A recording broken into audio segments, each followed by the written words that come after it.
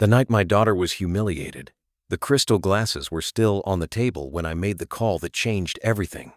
It happened in a house so big it felt like it was trying too hard to impress people. The kind of place with tall windows, polished floors, and paintings nobody in the room really looked at.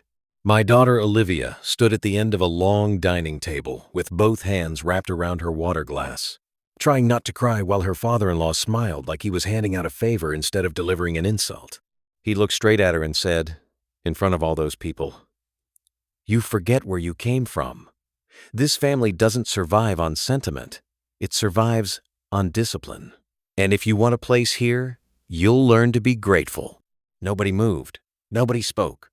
My daughter's husband stared at the table.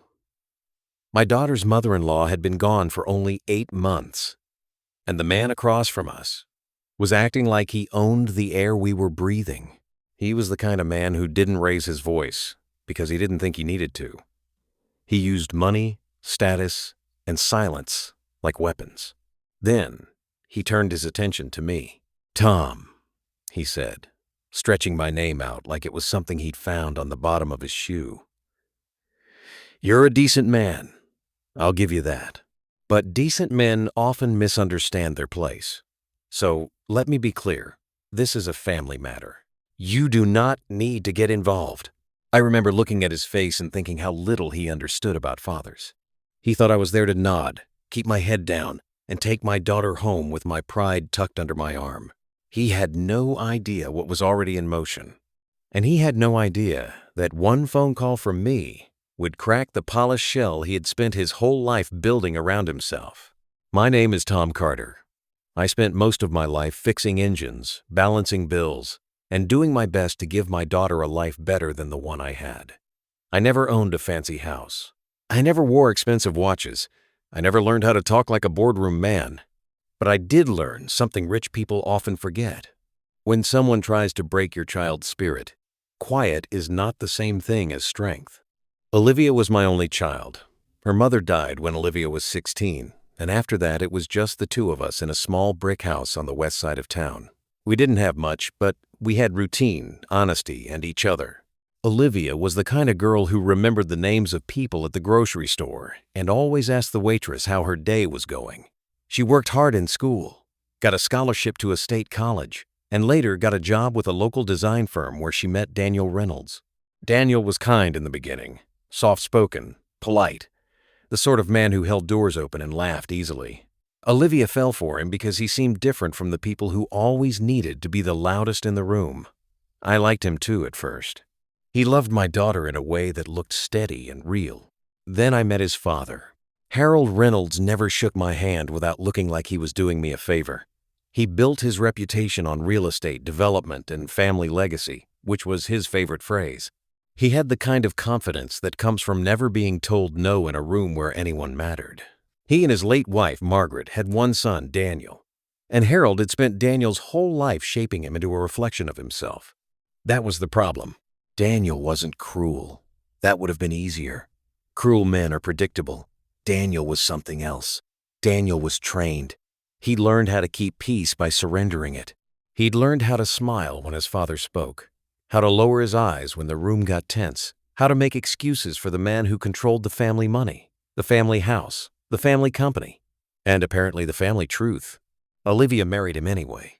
I told myself the marriage would help Daniel become his own man. I told myself love was stronger than control. For a while, it looked like I was right. They bought a small townhouse near the city. Olivia kept her job. Daniel worked as an operations manager in his father's company, but talked about starting his own path someday.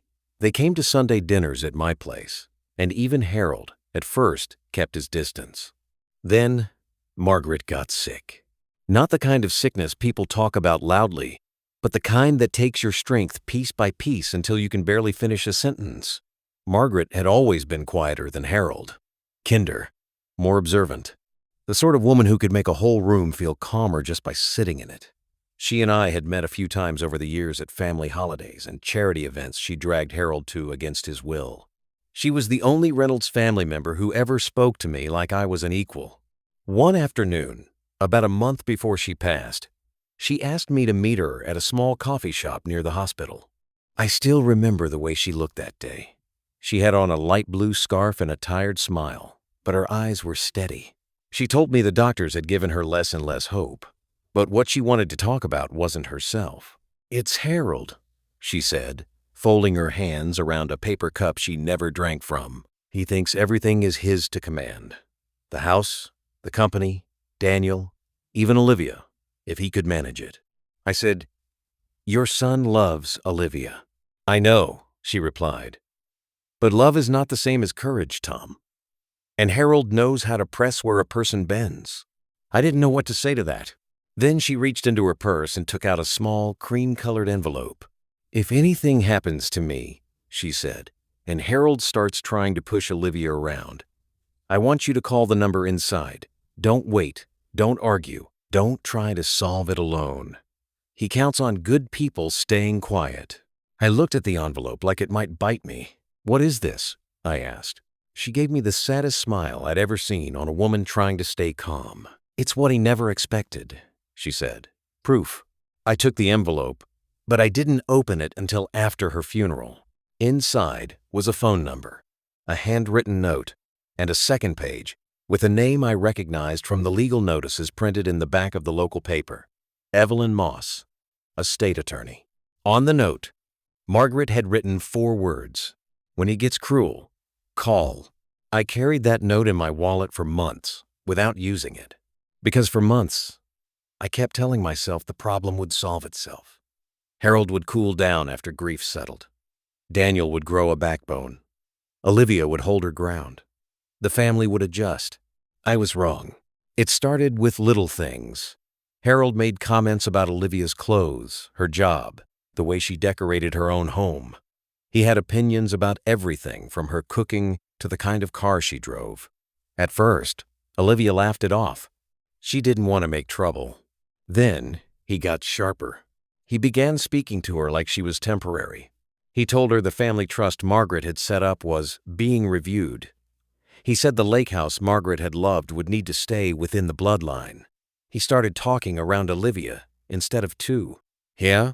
As if my daughter were an accessory his son had picked up from a store and could be returned if the fit became inconvenient. Daniel kept saying, "Dad's just old school." I told him old school wasn't an excuse for ugly behavior. He nodded and changed the subject. The day everything turned, Harold invited us to what he called a small family dinner. Though there were 12 people there and 3 of them were business partners, I almost didn't go. Olivia wanted me there, though. She said her father-in-law had been in a mood, and she didn't want to be alone. I should have known the mood was the point. The table was set with expensive china. Harold had arranged the seating so he sat at the head, Daniel to his right, and Olivia across from him where he could watch her. Margaret's absence sat at that table too, though nobody named it. Halfway through dinner, Harold lifted his glass and said he had an announcement. He smiled at Olivia when he said it, but it wasn't a kind smile. It was the smile of a man about to enjoy himself. He said the family had been looking at the future, and that future planning requires clarity. Then he slid a folder across the table toward Olivia. She glanced down and went pale. Even from where I sat, I could see the words on the top page. "Affidavit of interest waiver." My daughter looked up. "What is this?" Harold leaned back in his chair. "A simple document. It confirms you understand the family trust and the lake property remain under Reynolds family control. It's mostly housekeeping. Margaret was sentimental. She left paperwork unfinished. That creates confusion. We're cleaning it up." Olivia's voice shook just a little. "You want me to sign away my rights to the house?" Harold made a face, as if she had misunderstood the concept of dinner. "Not your rights," he said. "Just your expectation. You married into this family, Olivia. That means you respect how things are done." I saw her fingers tighten around the folder. Daniel finally looked up. "Dad, maybe this isn't the best time." Harold didn't even turn toward him. There is never a perfect time to teach responsibility. Then he turned to me. "Tom, you've raised a good daughter, But good daughters sometimes need help understanding how families with real assets operate. This is normal. People sign things. Lawyers handle it. Nobody's being attacked. I could feel Olivia staring at the folder like it weighed 100 pounds. "I'm not signing this at dinner," she said. Harold's smile faded a little. "That's interesting, because I assumed you'd understand what was at stake." "Then you assumed wrong," Olivia said. Her voice wasn't loud. It didn't need to be. The whole table heard it. And that's when Harold decided to show who he was. He set his glass down carefully and said, "Let's not confuse emotion with entitlement. Margaret's weakness was always that she let feelings guide decisions. I won't make that mistake." Olivia went still. "You don't get to talk about her like that," she said. Harold looked amused. "Like what? Like she was a woman who left unfinished business behind? Because that is what happened." I watched my daughter swallow hard. Then Harold said the sentence that made my hands curl under the table. "If your mother were alive," he said, "she'd tell you the same thing I'm telling you now. This family didn't build itself for outsiders to profit from it." Silence dropped over the table like a heavy cloth. Olivia looked like she might speak, but Harold wasn't done. He pointed to the folder. "You will sign it tonight, or we'll have to revisit certain support arrangements. Daniel can't keep subsidizing a household that won't cooperate with the rest of the family." That was his way of saying he would squeeze them financially until they broke. Olivia turned to Daniel. "Did you know about this?" Daniel's jaw tightened. He looked at his father first. That was all I needed to see. Then he said very quietly, "Dad said it was just paperwork." Olivia laughed once, but there was no humor in it. "Paperwork," she repeated. Harold folded his hands. "You need to understand, Olivia. I'm offering you dignity. Quiet cooperation is dignity. Drama is for people with less to lose." I felt my face go hot, but I stayed still. I wanted him to keep talking. Men like Harold always made their worst mistakes when they thought they'd already won. He looked at me again. "And Tom," he said, "I'd advise you to stay out of it. This is not some small-town grievance you can fix by making a scene. There are legal structures here, real ones. I don't want you embarrassed." It was the first time all night I spoke. "What I want," I said, "is for you to stop talking to my daughter like she's a thief in her own family." Harold blinked once, as if I had used the wrong word in a language he didn't respect. "She should be grateful she's in this room," he said. Olivia stood up so fast her chair scraped the floor. "I am not grateful for being humiliated at dinner." Harold's expression sharpened. "You will sit down." "No," she said. It was the cleanest, strongest word she'd said all night. Harold glanced at Daniel. "Sit your wife down." Daniel didn't move. That was the first crack. Harold's face darkened. "Daniel." Still nothing. Then Harold said, "If she cannot behave with basic respect, she can leave. The trust matters more than hurt feelings." Olivia pushed the folder back toward him. "I'm not signing anything tonight," she said. "And if you keep speaking to me like this, you won't get a signature at all." He leaned forward, and his voice dropped into that cold, controlled tone men use when they want everyone else to feel like they are the unreasonable ones. "You think your father sitting there gives you leverage?" he asked.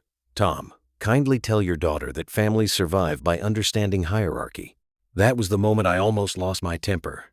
Instead, I took a slow breath and said, "No, families survive by knowing the difference between leadership and bullying." A couple of the guests looked down at their plates. One of Harold's business partners suddenly became very interested in the breadbasket. Harold laughed then, but it was a short, ugly sound. "I see," he said. "So that's the performance. I knew there would be one eventually." Then he did the cruelest thing he could think of. He said, "Margaret would be disappointed. She was always too soft, too trusting, which is probably why she left behind paperwork that needs correcting." Olivia stared at him, and for the first time that night I saw real fear in her eyes, not fear of him, but fear of what his words meant. Fear that he truly believed he could erase Margaret, rewrite the family history, and force everyone else to accept it. That was when Olivia's phone buzzed. She looked down at it, and then to me, with a strange, almost panicked expression. The message on the screen was from Daniel. "Dad is serious. Please don't make this worse. Not please defend yourself. Not please come home. Just that. Don't make this worse." Something inside me went cold. I stood up, rested my hands on the back of my chair, and looked Harold directly in the eye. "You wanted silence," I said. "You should have picked a better room." I took Olivia by the hand and walked her out without asking permission. Nobody stopped us. Outside, the air was cool and smelled like rain. Olivia got into my truck and cried so hard she couldn't breathe for a minute. I sat there beside her in the driveway under the house lights and let her cry until she was done. I didn't tell her to be strong. I didn't tell her it would be fine. I just stayed with her while she shook. When she could finally speak, she said, "Dad, he's not bluffing. He really thinks he can take everything from us." "He can try," I said. She wiped her face and gave a tired, broken laugh. "That's not the same thing." "No," I said, "but it's a start." We drove home in silence. I kept one hand on the wheel and one on the envelope in my jacket pocket. The note from Margaret felt heavier than ever. When I got home, I sat at the kitchen table long after Olivia went to bed and stared at that phone number. I remembered Margaret at the coffee shop, her fingers wrapped around a paper cup, telling me not to wait. He counts on good people staying quiet. I'd stayed quiet long enough. So I picked up the phone and called the number. A woman answered on the second ring. "Evelyn Moss." I almost said my name and then stopped. "My name is Tom Carter," I said. "Margaret Reynolds gave me this number." There was a pause on the line, and then Evelyn's voice changed completely. "Mr. Carter," she said, "I was hoping you'd call before this got uglier." I closed my eyes for a second. "So you knew." "I knew Harold would push," she said. "I also knew Margaret would never trust him to do the right thing after she was gone." "What exactly did she leave?" "The short version," Evelyn said. "Proof, authority, and a final instruction." I looked across the kitchen at the wall where Olivia's old-school pictures were hanging. "What kind of proof?" "Enough to make Harold lose his smile in public." That got my attention. Evelyn explained that Margaret had quietly changed several parts of her estate over the last year of her life. Not everything. She wasn't reckless. She was careful. She had created a trust tied to the lake property and a portion of the family business shares she had inherited from her own father. Harold had assumed, as he always did, that Margaret would leave everything for him to control because that was how he'd controlled everything for so long. He had been wrong. "Olivia's the primary beneficiary," Evelyn told me, "but there's more. Tom, Margaret named you as a witness protector. That means if Harold attempts to pressure Olivia into signing away her rights, you're authorized to trigger the review clause." I sat up straight. "Trigger it how?" "You call me," Evelyn said. "I confirm the breach, and the trust activates an emergency hold. Harold loses unilateral access." I looked down at my hands. "Why would she name me?" "Because," Evelyn said, "she trusted you not to be scared of looking small in front of a big man." That line hit me harder than I expected. Then Evelyn said something else that made my stomach tighten. "There's one more thing. Margaret recorded a statement before she passed. Not public, private. She suspected Harold might someday try to rewrite her intentions. If that day came, she wanted the recording used." I leaned forward. "What's on it?" Evelyn took a breath, Harold admitting he pressured her about the trust. The room seemed to tilt. "Recorded?" I asked. "Yes," she said. "At my office, with a legal witness present." She didn't tell him it was being preserved. I looked toward the hallway where Olivia was sleeping and felt something in me settle. Not anger exactly, something steadier. "Then we use it," I said. "No," Evelyn replied. "Not yet. Harold still thinks he can force this quietly. Let him step farther. The more he pushes, the worse this gets for him." I understood what she meant, but I hated the thought of letting him keep circling my daughter like a shark for even one more day. And that was exactly what Harold did. Over the next 48 hours, he called Olivia 6 times and left 4 voicemails. He was polite in the way a man is polite, when he is certain he can still win.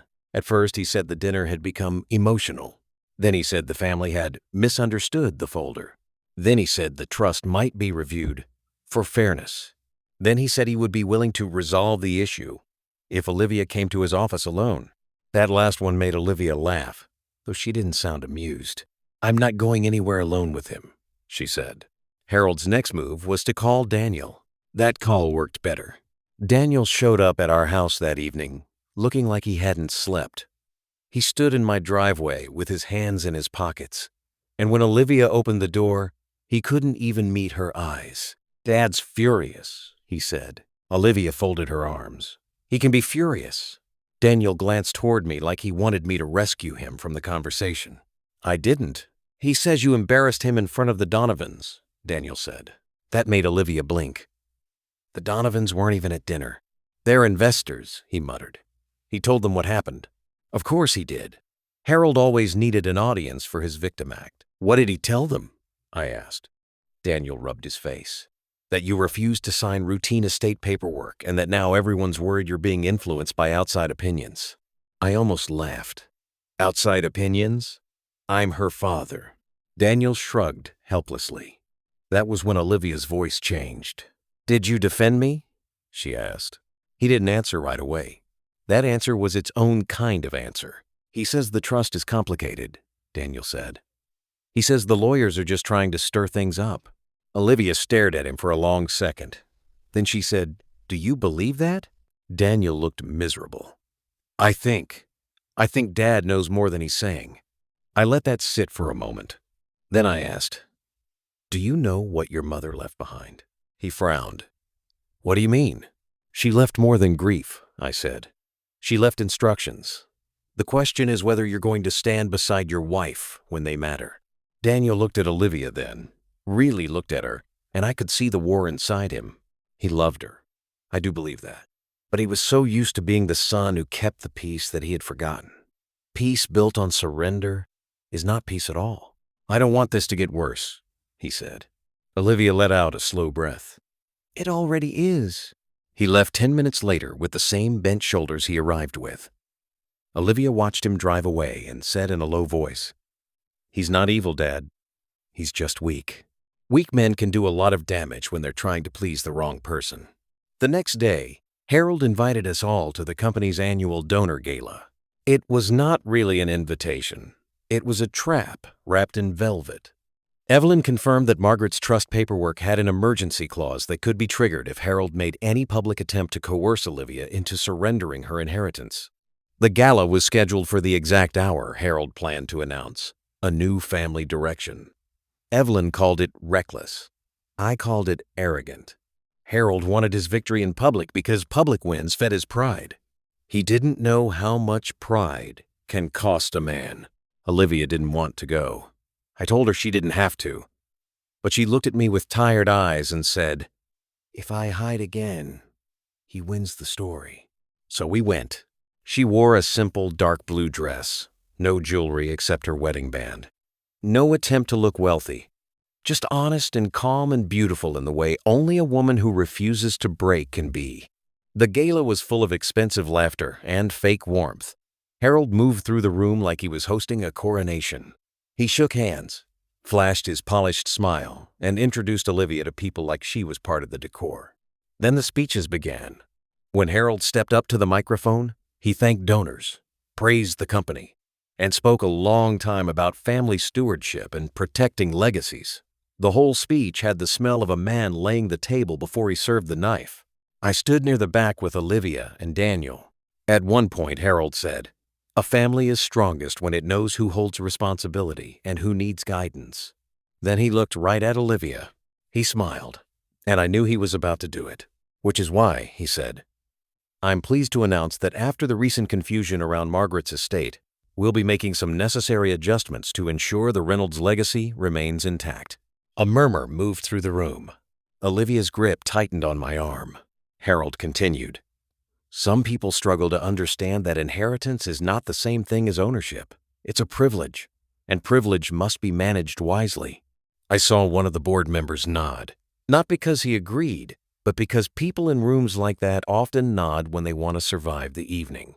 Then Harold said, "Of course, we expect family members to cooperate.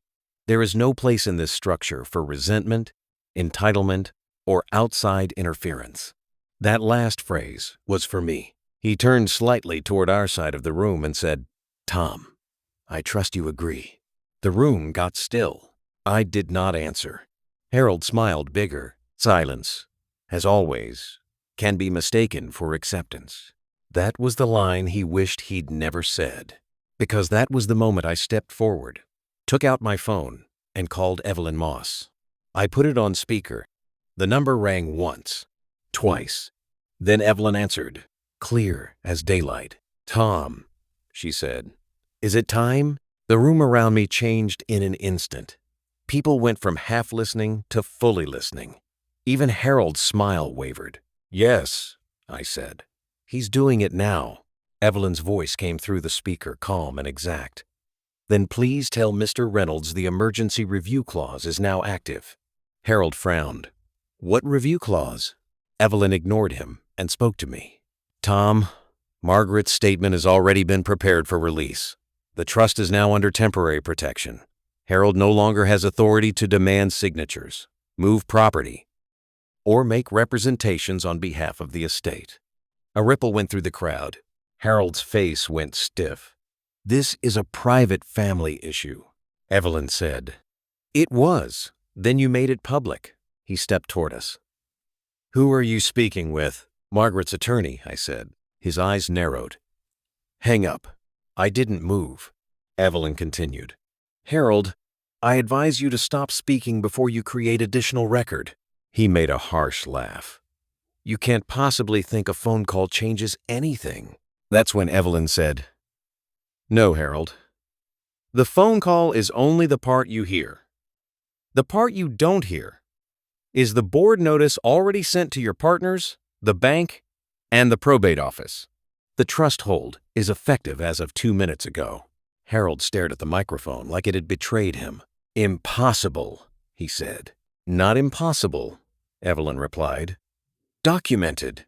He looked around the room, and for the first time, I saw something raw behind his pride. Fear. He recovered quickly, because men like Harold always try. "This is a joke," he said. "Tom doesn't even understand half the words you're using." Then the back doors of the ballroom opened. A woman in a navy suit walked in carrying a leather folder. Behind her was a man I recognized from the funeral, Harold's older brother, Arthur Reynolds. Arthur had always been the family ghost. He'd left the company years ago after a bitter falling out and had only come back for Margaret's funeral. He was quieter than Harold, older by 6 years, and the only person I'd ever seen make Harold look uncertain without saying a word. The room went silent again as Arthur crossed the floor. Harold's mouth parted slightly. "Arthur?" Arthur ignored him and handed the folder to Evelyn's assistant, who had arrived with him. Then Arthur turned to Harold and said, "You should have left Margaret alone." Harold's color drained. He took a step back. "You were not invited." Arthur's voice was dry. "Neither was your behavior." The board members were looking at each other now. Donors had stopped pretending they weren't watching. Olivia stood beside me with both hands clasped so tightly her knuckles were pale. Harold pointed at me, his voice rising for the first time. "You called my brother?" I looked at him. "I called the number Margaret gave me."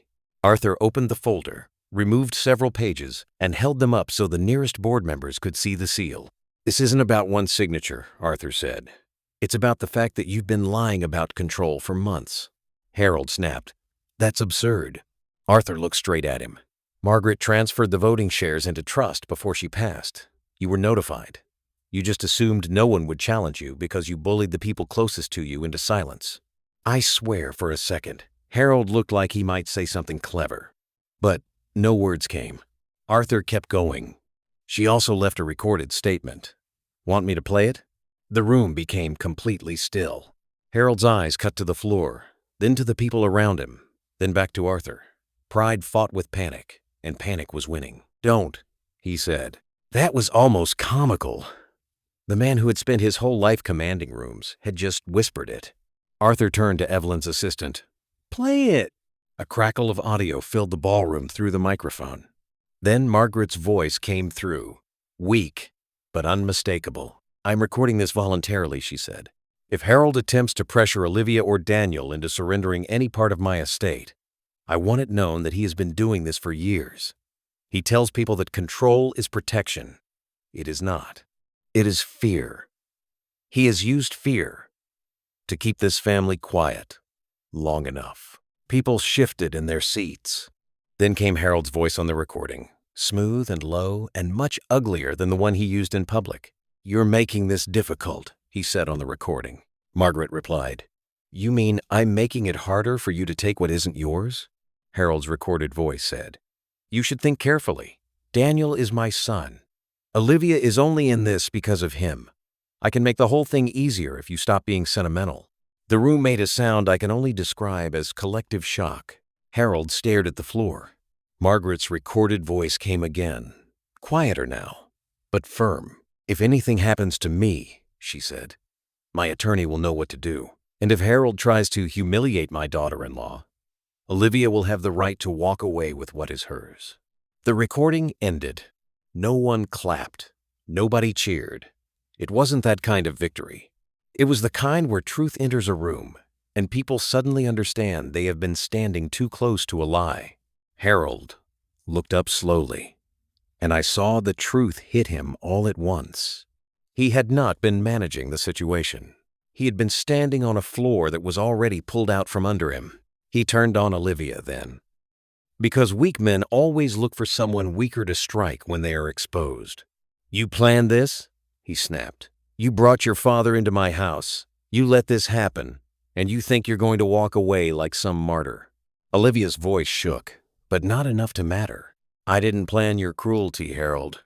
I just stopped pretending I couldn't see it."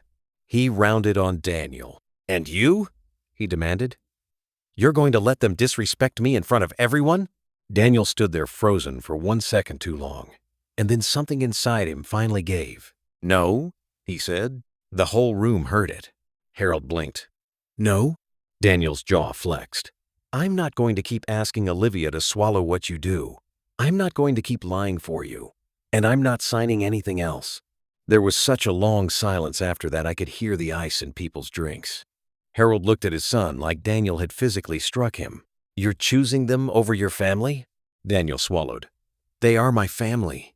That line landed harder than anything else all night. Harold's face turned red. "After everything I built for you?" Daniel's eyes shone with anger and something like shame. "You built cages and called them opportunities." I did not think Daniel had it in him. Olivia didn't either. I saw her close her eyes for a second, not with relief exactly, but with the shock of hearing the man she loved finally speak like one. Harold looked around the room one last time, trying to find a face he could still command. There were none. Arthur stepped closer and said, "The bank has already been notified. Your signature authority is suspended pending review. If you attempt to move assets, it will be treated as a violation." Harold's mouth worked without sound. Then, in a voice smaller than I had ever heard from him, he said, "You can't do this to me." Arthur's reply was almost gentle. "You did it to yourself." That was the moment his pride shattered. Not in some dramatic explosion, not with shouting. It shattered the way a glass does when it finally gives under pressure quietly, irreparably, in front of everyone. Harold stood there breathing hard, his perfect control gone, his posture suddenly loose, like the inside of him had fallen out. He looked older all at once, smaller, less like a king and more like a man who had spent his whole life pretending he was one. The rest of the night moved quickly after that. The board asked for an immediate executive meeting. 2 donors quietly left. One of Harold's partners made a phone call in the corner and came back looking grim. The bank later froze the line of credit tied to the family company until a full audit could be completed. Word spread faster than gossip always does when rich people smell blood in the water. Harold tried to recover by insisting it was all a misunderstanding, but nobody was interested in his version anymore. By the time we left the ballroom, he wasn't speaking to anyone. He just stood alone near the stage where he had planned to crown himself and looked like a man listening to the sound of his own walls collapsing. Outside in the parking lot, Olivia finally let out the breath she'd been holding. "Oh my God," she whispered. It actually worked. I put a hand on her shoulder. It wasn't luck. She looked up at me, eyes wet again. I thought if I fought back, I'd lose everything. You were already losing everything by staying quiet. She nodded slowly, then looked over at Daniel, who had followed us outside with the same stunned expression of a man waking up in the middle of his own life. "Are you coming with me?" she asked him. Daniel stood there for a long time. Then he said, "I need to fix some things." It was not a perfect answer. It wasn't even the answer I wanted, but it was real. And sometimes real is the first honest thing a broken person can offer. Over the next week, everything Harold had taken for granted started slipping. The board requested financial records. The trust review uncovered pressure tactics and altered correspondence. The attorney found notes showing Harold had tried to steer assets into accounts that benefited him directly while keeping Olivia and Daniel in the dark. Several family business partners began distancing themselves once they understood how unstable things really were. Even the charity foundation Harold liked to brag about asked for a pause while they reviewed leadership concerns. That phrase made me smile the first time I heard it. Leadership concerns. Funny how the world calls it something else when the man in charge starts losing his grip. Harold called me twice during that stretch.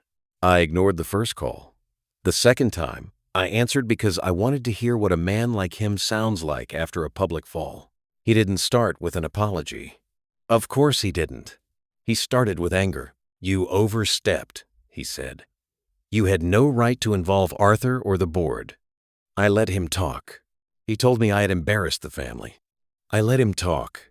He said Olivia would regret making enemies of people who could still shape her future.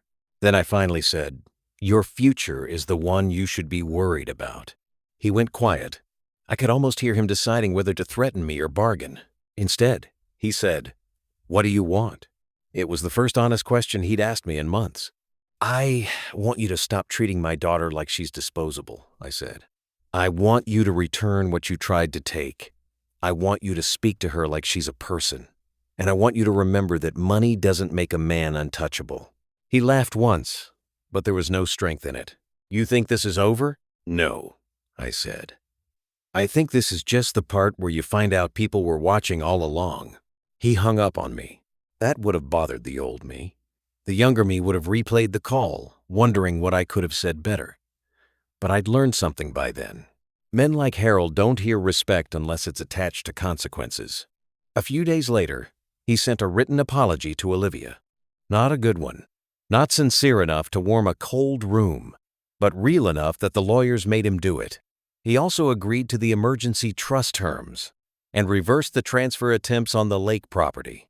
The family house remained under trust protection. Daniel officially stepped away from the company. That part mattered most to Olivia. Not because the money was the point, but because for the first time in his life, Daniel chose her before his father. It did not fix everything, but it gave them a chance to build something honest from the wreckage. As for Harold, the consequences kept coming. That's the part people never understand about men who live on pride. They think pride is armor. Really, it's just a polished surface. Once it cracks, everything underneath starts showing. The company spent months under review. Investors pulled back. Arthur took over interim family governance with the board's approval. Harold's name, which had once opened doors, began closing them. The same people who used to laugh at his jokes now used careful language around him and shorter phone calls. He hated that most of all. I think he was prepared for anger. He was not prepared for irrelevance. And that, more than anything, is what finally humbled him. As for Olivia, she got the lake house. Not because she chased it, but because Margaret had planned for her.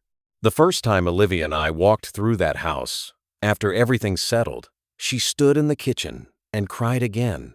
But this time they were different tears. There was grief in them, sure, but there was also relief. Margaret had loved that house. She'd planted roses near the back fence, kept old recipe cards in the top drawer, and left a framed photograph of her and Olivia as a little girl on the mantel. Olivia picked it up with shaking hands and said, "She knew."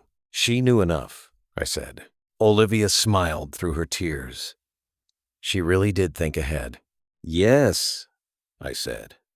And she made sure the right people got to stand up when it mattered. That evening, Daniel came by with a box of his things. He looked tired, but different, less polished, more human. He told Olivia he had found a smaller apartment and had started working with a consulting firm outside his father's circle. I should have done this a long time ago, he admitted. Olivia nodded. Maybe, but you're doing it now. He looked at me then and gave me a respectful nod that he'd never quite managed before. I'm sorry, he said, for not speaking up sooner. I watched him carefully. You hurt her by staying silent, I said. But silence can be a habit. It can be broken. Don't waste your second chance. He nodded once. I won't. I believed him enough to hope. Months passed. The trust settled. The house stayed in Olivia's name. The company survived, though smaller and cleaner than it had been before. Harold kept his position in the public eye for a while, but not the way he liked. Not as a man in control, more like a man being watched. Eventually, he retired from the board. Officially, it was for health reasons. Everyone in the family knew better. He didn't come to the house again. That was fine with me. One afternoon, Olivia and I sat on the back porch of the lake house while the sun went down over the water. She leaned against the railing with a mug in her hands and said, I used to think keeping the peace meant keeping everyone else comfortable. I nodded. I know. She turned to me. You were right. Quiet is not the same as strong. I smiled, because hearing her say it back felt like the whole ordeal had meant something after all. Your grandmother understood that, I said. So did Margaret. Some women spend their lives making sure the family has someone who can still tell the truth. Olivia looked across the water for a while before saying, Do you think Harold ever really understood what he lost? I thought about it. I think he understood it, I said. I don't think he liked it. That made her laugh, and for the first time in a long while it sounded clean. The truth is, I don't hate Harold anymore. I hated what he did. I hated the way he treated my daughter like a problem to be managed. I hated the way he turned grief into leverage. I hated the way he thought wealth could buy obedience. But hatred is heavy, and I had carried enough of it by the time the dust settled. What I carry now is something else. Pride, yes, but the quiet kind. The kind that comes from watching your daughter reclaim herself without becoming cruel in return. The kind that comes from seeing a man who once hid behind a title finally learn that titles don't protect you from truth. The kind that comes from knowing one phone call, made at the right time for the right reason, can do what years of fear could not. It can make a proud man hear his own weakness echoed back at him. It can turn a polished lie into public ruin. And it can remind everyone at the table that the person they dismissed as harmless was only waiting for the moment that mattered. Harold thought I would keep quiet because I wore work boots, because I didn't speak like him, because I didn't live in a house with columns and a gate. He thought I was one of those fathers who would accept humiliation if it kept the peace for his child. He was wrong. I was never quiet. I was listening. And when he finally crossed the line, I picked up the phone and called the one person he never counted on. That call didn't just expose him. It ended the part of his life where pride could hide the truth. And for my daughter, for Margaret, and for every quiet person who has ever been told to sit down and stay small, that was justice enough. For a while after that, I thought the worst was behind us. That is what peace often feels like at first. Not like a victory parade. More like the moment after a storm when you step outside and realize the air is clean again, even though the yard still looks like a mess. But life has a way of testing whether you really mean it when you say the worst is over. It happened 3 weeks after the gala. Olivia called me in the middle of the afternoon, her voice tight in a way I knew too well. Dad, she said. Harold came to the house. My grip tightened around the phone. Did he go inside? No. He stood outside the gate and asked to speak to me. I was already grabbing my keys before she finished speaking. What did he want? She paused. He said he wanted to apologize, but there was something off about it. There was always something off about Harold. That was the problem. A man like that could say the word sorry and still sound like he was arranging a meeting. I told Olivia to stay in Shingun and not answer the door for anyone else. Then I drove over there fast enough that I caught myself leaning forward over the steering wheel like that would make the truck go faster. When I got to the lake house, I saw Harold's car already gone. Olivia met me at the door with her arms crossed, trying to look steadier than she felt. "He was only there about 5 minutes," she said. "He said he knew he had crossed a line. He said he wanted to make things right. Then he asked if we could talk privately about Margaret's personal papers." That last part made me stop. "Which papers?" She frowned. "That's the thing. I told him I didn't have anything he needed. He said there were items from your mother's estate that had been misfiled and that he wanted to settle it quietly." I shook my head. "He's fishing." "I know," she said. But he wasn't just fishing. He looked scared. That surprised me enough to make me glance at her. Harold scared was not a version of Harold I had seen often. He could be angry, smug, insulting, controlling, but scared? That was new. "Did he say why he wanted the papers?" I asked. Olivia folded her arms tighter. "He said he was tired of being treated like the enemy and that if we kept pushing him, he might have to defend himself." I let out a slow breath. "That sounds like a man who knows something is about to land on him." She nodded. "That's what I thought." We sat at the kitchen table while the afternoon light moved across the floor. The lake was calm outside, the kind of calm that makes you trust it too much. I called Evelyn right then and told her what happened. She was quiet for a second before she answered. "That is not a coincidence," she said. "Tom, I need you to listen carefully. There's a missing piece in Margaret's file." I looked at the phone. "Missing how?" "There was a sealed supplement to the trust. It wasn't part of the original package because Margaret wanted to verify one final detail before it became active." My stomach sank a little. "What detail?" "The timing of a transfer." I didn't like the sound of that at all.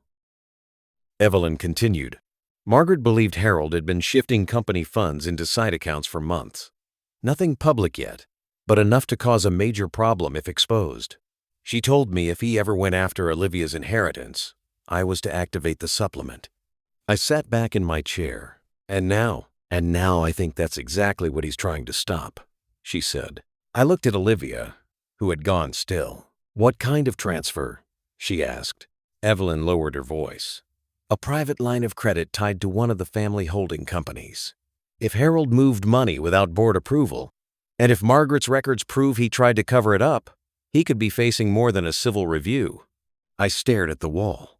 This was bigger than a family fight now. Bigger than hurt feelings and inherited property and a cruel old man trying to stay in control. This was the kind of thing that could ruin people. "You have proof?" I asked. "Not all of it yet," Evelyn said. "But enough to know why he came to your daughter's house acting polite for once." That night, I barely slept. By morning, Evelyn had me in her office, a small place full of file cabinets, legal pads, and the kind of quiet that tells you serious decisions have been made there before. She slid a manila folder across the desk and tapped it with one finger. "Margaret was smarter than all of us gave her credit for," she said. I opened the folder and saw copies of account summaries, handwritten notes, and a printed email chain that made my chest tighten. The emails were between Harold and a financial officer named Brent Sloan. They weren't explicit enough to be a confession, but they were bad enough. Transfers, timing, adjustments, temporary smoothing. And one message that said, and I remember this clearly, "Keep the review trail light until after the donor gala." I looked up at Evelyn. She nodded once. That was the same week Harold was trying to pressure Olivia. I felt something cold move through me. He hadn't just been trying to bully my daughter into signing papers. He'd been distracted because he was trying to cover his own tracks. "What does this mean?" I asked. Evelyn folded her hands. "It means the gala wasn't his only mistake. Margaret anticipated this. She kept copies. If I file the supplement, the board will have reason to demand a complete forensic review. And if the review finds what these emails suggest?" Evelyn's expression didn't change. "Then Harold doesn't just lose control of the company. He loses the illusion that he was ever managing it honestly. I leaned back and closed my eyes for a second. That man had spent years acting like everybody else was beneath him. Turns out he was balancing his whole empire on a lie and hoping nobody noticed the cracks. When I got home, Olivia was waiting by the window. "Well?" she asked. I held up the folder. "Your father-in-law is in deeper than we thought." She took the pages from me, read through them, and her mouth tightened. "I knew he was hiding something," she said.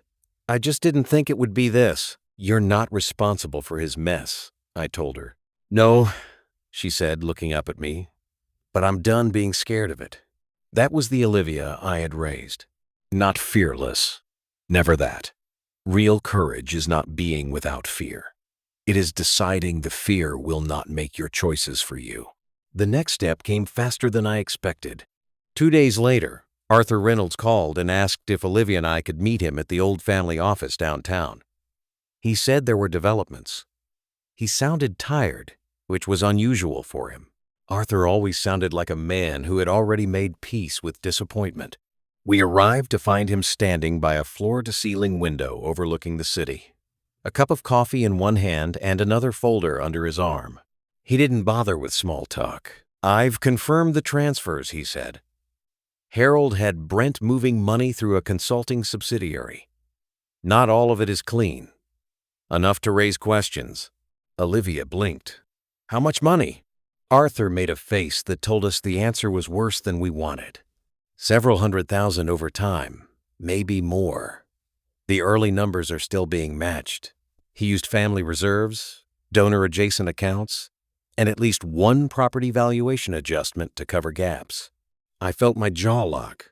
Olivia sat down slowly. Arthur looked at her with something almost like regret. "He expected the board to protect him because of his reputation," he said. "Men like Harold believe the world will always choose the more polished liar over the more honest truth-teller." "Did it?" I asked. Arthur let out a dry breath. "Not this time." Then he slid the folder across the table. Inside were copies of notarized statements, internal ledger discrepancies, and one more thing that made Olivia inhale sharply. A handwritten note from Margaret. Not to me. Not to Evelyn.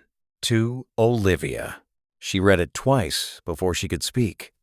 Her eyes went glossy, and she held the paper like it might disappear if she loosened her grip. In Margaret's handwriting, she had written, "My dear girl, if you are reading this, it means Harold has chosen pride over peace. I hoped he would grow softer with time, but some men mistake control for love. Do not let him make you feel small. The things I kept safe were never his to command. Trust your father. He has a steady heart. You will need that steadiness before this is done." Olivia covered her mouth with one hand and looked at me. I had to turn away for a second because there are moments when a person you loved and lost comes back to you through a line of ink and paper, and it hurts in a way that feels almost holy. Arthur cleared his throat softly. "There's more," he said. I looked up. "He's planning to make a statement." That caught me off guard. "A statement about what?" Arthur's mouth pulled into a humorless smile. "About you." Olivia froze. "What do you mean?" Arthur took a seat for the first time since we got there. "He's going to claim you manipulated Margaret's final wishes. He wants to suggest that you and Evelyn pressured her while she was ill." I stared at him. "That won't hold." "No," Arthur said. "But it doesn't have to hold long. It only has to make enough noise to muddy the water." That was Harold's style all over. When he couldn't win with truth, he'd try to drown it in confusion. "And the board?" Olivia asked. Arthur looked at her with a weary honesty I hadn't seen before. "The board doesn't like chaos. They like stability. If Harold can make this look messy enough, some of them may back him out of fear." I felt my hands curl. "Then we stop it before it starts." Arthur gave a short nod. "That's why I called you." The statement was supposed to be released at a private press luncheon 3 days later. Harold clearly believed he could get ahead of the story, frame himself as the victim of family division, and plant doubt about Margaret's intentions before the review findings came out. He was wrong again. Evelyn worked through the night to prepare the legal response. Arthur arranged for the board to receive the financial evidence in sealed form. I did the only thing I knew how to do. I told Olivia to stand tall and not give Harold the emotional reaction he wanted. Then the morning of the luncheon arrived. Harold stood at a podium in front of a half circle of local reporters, board associates, and 2 people from a business journal. He looked well rested, which meant he had probably slept badly and dressed carefully to hide it. His tie was perfect. His smile was controlled.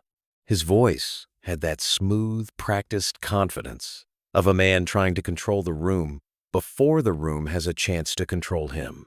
He began by saying the family had been through a period of misunderstanding following Margaret's passing. Then he said, like many families dealing with private grief, emotions have complicated practical matters. That was the kind of line that always sounds respectable until you realize it is just a prettier way of calling everyone else irrational. Then he did exactly what Arthur warned us he would do.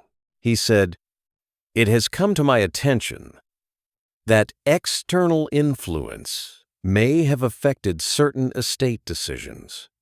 I want to be clear that I have no interest in public conflict. I only want to preserve my late wife's intentions and ensure that vulnerable parties are not misled." Vulnerable parties. He used those words about my daughter. I looked at Olivia beside me.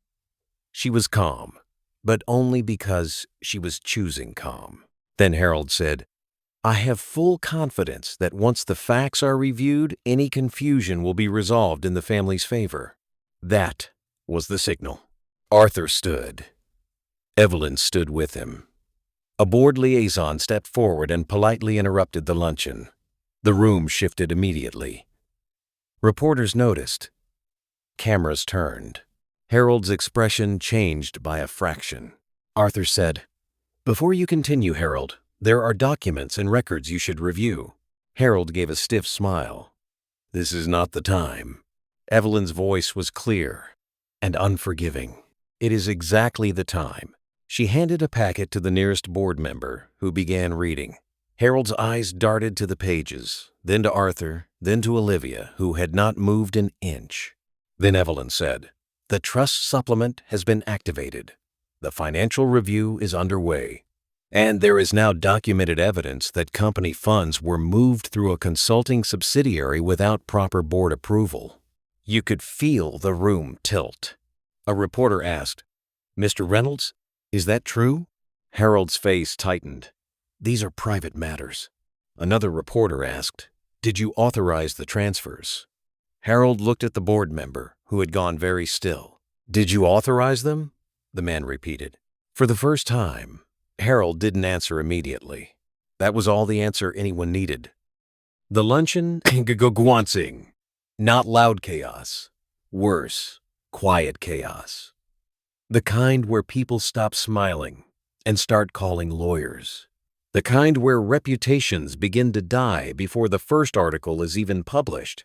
By the time I got Olivia back to the truck, her hands were shaking. "He's really done," she whispered. I looked at the building as we pulled away. "Not yet," I said. "But he's finally on the clock." The consequences moved steadily after that.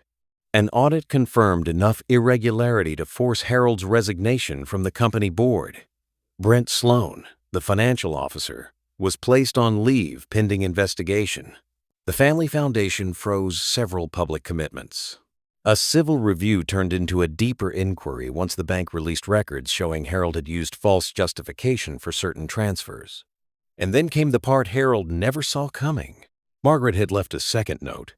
This one surfaced only after Evelyn compared all the sealed materials. It was short, but devastating. If Harold attempts to deny the transfers, release the witness notes. The witness notes were from a meeting I hadn't even known existed. Margaret had brought in an independent accountant 3 months before she passed. She had suspected enough to begin documenting. That accountant, a quiet woman named Priya, turned out to have preserved everything. The note showed Harold had tried to justify moving funds temporarily to cover family obligations, which was his polite way of disguising panic. He had also admitted, in front of a witness, that he wanted to keep Olivia from gaining leverage if Margaret's estate tipped in her favor. Leverage. That was what he thought a daughter-in-law was. An obstacle, a bargaining chip, a problem to contain. When the final findings came through, Harold's legal team tried to soften the wording. They failed. The report was direct enough to sting. It described unauthorized financial movement, abuse of influence, and attempts to pressure an heir into surrendering her rightful claims. The board could not ignore that. Neither could the donors. Neither could the family. And by then, Harold had no public room left to stand in. The last time I saw him in person was at the courthouse annex, where the final trust matters were being recorded. He came in alone, no polished entourage, no shield of assistants or confident smiles. He looked like a man who had spent the night arguing with his own reflection and lost. His shoulders were still straight, because pride dies slowly in some people, but the rest of him had gone thin around the edges. He stopped when he saw me. Then he looked at Olivia. For a second, I thought maybe he would try to pretend this was all still a misunderstanding. Men like Harold cling to the fantasy until the room leaves them behind. Instead, he said, I was trying to protect this family. Olivia didn't flinch. No, she said. You were trying to own it. He opened his mouth, then shut it again. It was the first time he'd ever looked unable to command the conversation. I stepped forward a little. You had every chance to be decent, I said. You chose control instead. He turned to me with something hollow in his face. You think this is justice? I looked him straight in the eye. No, I said. Justice would have been you treating people right before it came to this. What this is consequence. He held my gaze for a long time, and for once he had nothing left to throw at me. Then he nodded once, almost imperceptibly, like a man acknowledging a verdict he had already heard in his own head. Not long after that, the paperwork went through. Olivia kept the property. The trust remained protected. The company moved on without Harold at the center. Daniel finalized his departure from his father's influence and began rebuilding his life in a way that looked painful but honest. As for Harold, his name no longer carried the power it once did. He wasn't ruined in some theatrical, movie-style collapse. Life doesn't usually do that. It did something worse. It made him answerable. He had to sit through hearings. He had to read his own conduct, summarized in plain language. He had to watch people who once bowed to him speak to him like he was now just another man in a chair. The bank demanded restitution. The board imposed restrictions. His public image shrank. His private world followed. And Olivia? She healed slowly. Not in one dramatic burst. Not with instant forgiveness. Healing does not work like that. It came in small signs. Sleeping through the night. Laughing without thinking about the next bad call. Walking through the lake house without bracing herself for someone else's opinion. Standing in her own kitchen and deciding where to hang Margaret's picture. One evening, she found the last line of Margaret's note and read it again. Trust your father. He has a steady heart. Then Olivia turned to me and said, You really never doubted it would come out? I laughed a little. Oh, I doubted plenty. I just knew Harold wasn't as smart as he thought he was. She smiled. That's not exactly inspiring. It's true. She came over and hugged me then, hard enough to make me blink back emotion I wasn't planning to show. I'm glad it was you, she said. I closed my eyes and held her shoulders for a second. Me too, I told her. And I meant it. Because when the smoke cleared, what remained was not just a victory over a cruel man. What remained was a daughter who had learned she could stand up to a force she once thought untouchable. A family truth that survived control. A woman's final wisdom carried out exactly as she intended. And a father who finally understood that love is not only comfort. Sometimes it is the phone call. Sometimes it is the witness. Sometimes it is the steady voice that says no more. That is what shattered Harold's pride in the end. Not rage, not noise, not spectacle, just the truth, spoken at the right time, by the right people, in a room where he expected silence. and once he heard it, there was no place left for him to hide. What surprised me most, after all, that wasn't the court papers, or the accounting review, or even the way Harold suddenly stopped showing up at places where he used to act untouchable. It was how quiet life got.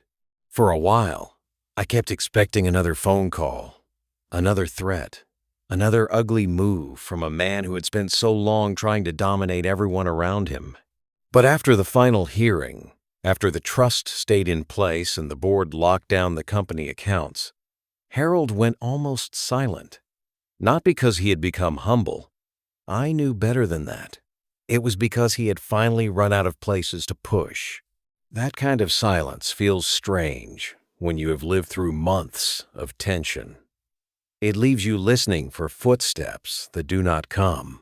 Olivia noticed it too. One Saturday morning, she stood in the kitchen with a cup of coffee and stared out at the lake. The sunlight was soft across the water, and for a few seconds she looked almost like her old self again. "I keep waiting for the other shoe to drop," she said. I was sitting at the table reading the paper, though I had not turned a page in 10 minutes. "I know," I said. She turned and gave me a tired smile. "It's stupid, isn't it?" "No," I said. "It's normal." She leaned against the counter. "I used to think once people showed you who they were, that was it. But I guess I still hoped Harold would surprise me." I folded the paper and looked at her. "People like him do surprise you," I said. "Usually by going one step farther than you thought they could." That made her laugh once. A small laugh with no real joy in it. But it was a laugh all the same. I took what I could get. Daniel called later that afternoon. He had been careful after everything exploded. Careful in that way guilty people become when they are trying to build trust back from the ground up. He no longer just showed up. He asked. He listened. He didn't talk like a son trying to please his father anymore. He sounded like a man who had finally learned that being loved and being controlled are not the same thing. He told Olivia he had found a small rental near the river and had accepted a position with a regional logistics firm. It wasn't glamorous. It wasn't the kind of job Harold would brag about. That was probably why Daniel wanted it. "I'm learning a lot," he said over the phone. Olivia sat at the table and listened without interrupting. "Like what?" she asked. There was a pause. "That I'm not as useless as he made me feel," Daniel said, "and that I was wrong to let him decide what strength looked like." Olivia stared at the window for a second, then looked down at her coffee. "That's a good thing to learn." "It should have come sooner," he said. "It should have," she agreed. Nobody said sorry in that call. Not in the clean and easy way people do in movies. Real regret is messier than that. It carries shame in its pockets. It keeps looking down. But for the first time in a long time, I believe Daniel was trying to become someone Olivia could stand beside without feeling smaller. After the call ended, Olivia sat very still. "What?" I asked. She shook her head slowly. "He sounds different." "He is different." She stared at her hands. "Do you think it'll last?" "That depends on him," I said. "And on whether he's willing to be uncomfortable long enough to change." She considered that. Then she said, "That sounds like something Margaret would have said." I smiled. She knew people. She really did. A week later, Arthur invited us to lunch, not at the company office this time, but at a small restaurant with plain tables, good soup, and no sense of performance. Arthur had begun to surprise me in his own way. I used to think he was just the quieter brother, the one who stood in Harold's shadow because he preferred peace over conflict. But peace is not always weakness. Sometimes it's the patience required to wait for truth to surface. He stood when we arrived, offered Olivia a chair, and then slid a folded document toward me. "What's this?" I asked. "Margaret's personal letter to you," he said. I looked at him. I thought I'd already seen everything she left. Arthur gave a faint smile. Not quite. I unfolded the paper carefully. The handwriting was light, but steady. Tom, if this reaches you, then I was right to trust you. You did not try to save me from the truth. You helped carry it. That is rarer than people know. Please tell Olivia that her tenderness is not a weakness. It is proof that her heart is still her own. And if Harold ever falls, it will not be because you destroyed him. It will be because he built his life on the idea that nobody would stand up to him. I am grateful. You proved him wrong. I had to stop reading for a second. Olivia watched my face and reached across the table. When I looked up, she was already crying a little. What is it? She whispered. I handed her the note. She read it twice, then pressed it to her chest and bowed her head. Arthur looked away politely, giving us the privacy of our grief even in the middle of lunch. That note stayed with Olivia after that. She kept it in her nightstand drawer next to the photo of her mother and the little silver bracelet Margaret had given her years before. The house began to feel different after that. Not fixed, exactly. Some rooms still carried the weight of what had happened. Some evenings still came with memories that made both of us go quiet. But the air changed. The walls stopped feeling like they were holding their breath. Then one evening, while Olivia was out with a friend, I got a call from a number I did not recognize. I answered and heard Harold's voice. He sounded rough. Not drunk. Not theatrical. Just worn down. Tom, he said. I almost hung up immediately, but I stayed on the line. What do you want? I asked. He swallowed, and I could hear that small movement in the silence. I'm not calling to argue, he said. That alone was enough to make me suspicious. What then?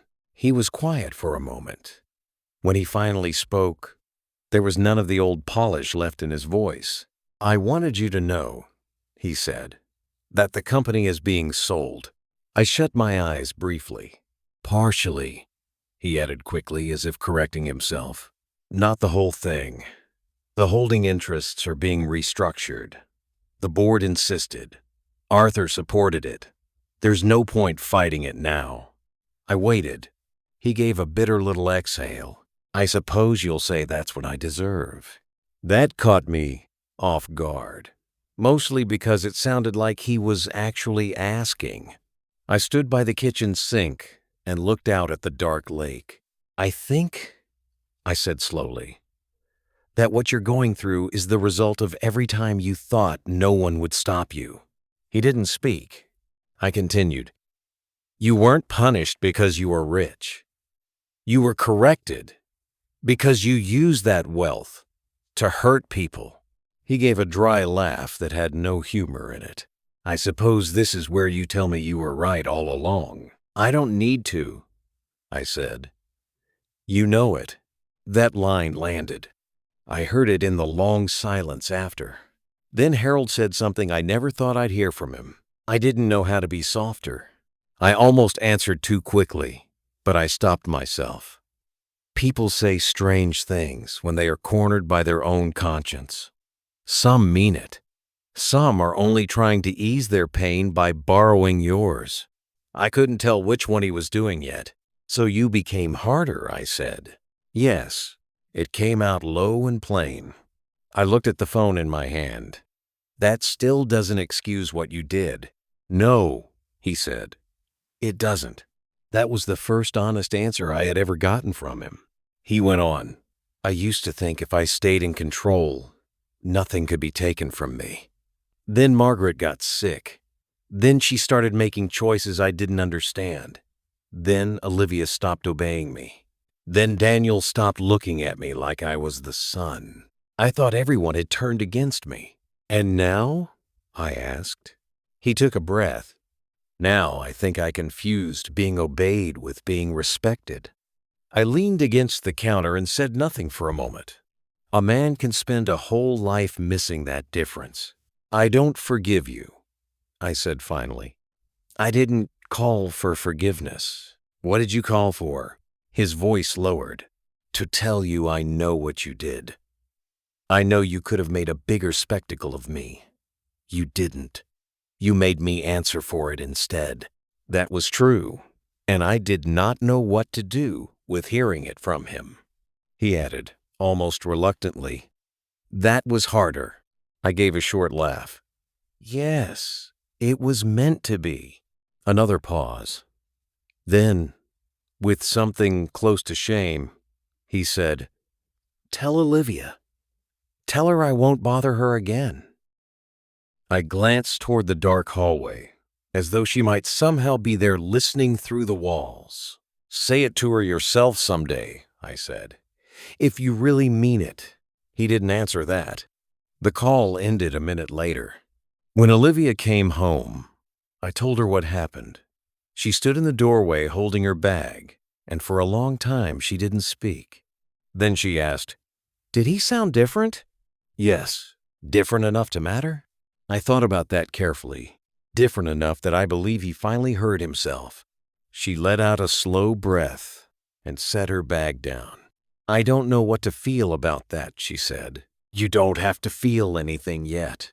That became the theme of the next few months. Not forced healing, not instant peace. Just room to feel things in the order they arrived. The first time Olivia went back to her mother's old recipe box and made Margaret's lemon cake, she cried halfway through stirring the batter. She laughed at herself while she wiped her face, then cried again when the smell filled the kitchen exactly the way it used to when Margaret made it for holidays.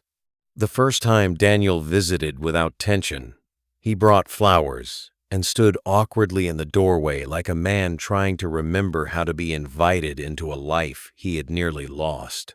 The first time Arthur came by, just to sit on the porch with us, nobody talked about money or courts or Harold. We talked about the weather, about a minor league game none of us cared much about, and about how bad the coffee had gotten at the gas station on Route 9. It was ordinary. That ordinariness felt like a gift, and maybe the biggest change of all was Olivia herself. She started saying no without apologizing for it. That sounds small, but it wasn't. She said no to an old family friend who tried to reframe Harold as misunderstood. She said no to attending a holiday dinner where she would have had to pretend everything was normal before it was. She said no when one of Harold's old associates tried to convince her to smooth things over for the sake of reputation. Each time she said no, I saw something in her straighten a little more. One afternoon, she came home from town carrying a small white envelope from the lawyer's office. She stood at the table and turned it in her hands. "What is it?" I asked. She smiled, and for once it was a genuine smile. "The final confirmation," she said. "The lake house is mine, free and clear. Margaret made sure there could be no more games." I stood up, and for a second the room was so still I could hear the refrigerator humming. "Good," I said. She looked at me for a long moment. "Do you know what's weird?" "What?" I thought getting the house would feel like winning. I leaned back against the counter and waited. "It doesn't feel like winning," she said. "It feels like someone finally kept a promise." That nearly undid me, because that was exactly what Margaret had done. She had not simply left property. She had left protection. She had left truth in a form that could survive after her own voice was gone. A few weeks later, Olivia invited Daniel to the lake house for dinner. Just the two of them, with me in the background pretending not to listen. I was out on the porch when they started talking, but the windows were open and sound carries over water better than people expect. "I don't need you to fix everything," Olivia told him. "I know. I need you to stop making excuses for him." I have. Silence. Then Daniel said, "I thought if I kept the peace, I was protecting the family." Olivia replied very softly. You were protecting the wrong person. He didn't argue. That was maybe the most meaningful thing he could have done. After he left, Olivia came out onto the porch and leaned beside me in the dark. How did you know all along? She asked. I thought about that. Know what? That he would eventually have to face himself. I looked out over the water. The moon had moved up enough to put silver across the lake. Because every man who thinks he can control everyone eventually meets someone he cannot intimidate, I said. Sometimes that person is a stranger. Sometimes it's his own son. Sometimes it's a widow's last instruction. And sometimes it's a father who loves his daughter too much to stay quiet. She smiled and rested her head on my shoulder for a moment. We sat there until the lights came on across the lake. Looking back now, that whole nightmare taught me something I should have known sooner. Pride is a strange thing. It can build a man's house, pay his lawyers, smooth his tie, and teach him how to smile while he lies. But it cannot save him from the truth when the truth arrives with receipts, witnesses, and the courage of people he underestimated. Harold thought he was fighting for the family. He was really fighting against the one thing that could have saved him, honesty. And because he refused it for so long, it had to come back as consequence. I don't tell this story because I enjoy watching a proud man fall. I tell it because too many people think silence is the same as strength, and that love means swallowing humiliation to keep the peace. It doesn't. Love sometimes means standing between your child and a cruel person with a polished smile. It means making the call. It means opening the envelope. It means refusing to let someone else define what your family is worth. That one phone call shattered Harold's pride, yes. But more importantly, it gave my daughter her life back. And in the end, that was the only victory that mattered.